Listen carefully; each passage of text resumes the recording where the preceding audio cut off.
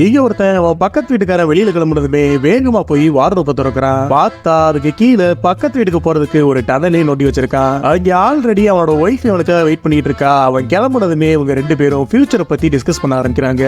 அவன் இப்படியே போக்குவரத்தா இருக்க ஒரு நாள் அந்த பக்கத்து வீட்டுக்காரன் அவனோட கார்டன்ல கொஞ்சோண்டு மண்ணு இறக்கிருக்கதா பாக்குறான். நாளாக கார்டனோட நிலைமை மோசமாயிட்டே போகுது. அவன் எலிதான் அந்த மாதிரி எல்லாம் பண்ணதுன்னு எலி பொரிய வைக்க ஆரம்பிக்கிறான். ஒரு நாள் அவன் வெளியில போயிட்டு சீக்கிரமா திரும்பி வந்துடுறான். அவனை பார்த்ததுமே அவன் பொண்டாட்டி பயங்கரமா பதட்டமாயிடுறா. அதே நேரத்துல எலி பொரியும் ஒண்ணா உள்ள போகுது. ஆனா எடுத்து பார்த்தா ஒரு எலி கூட இருக்காது.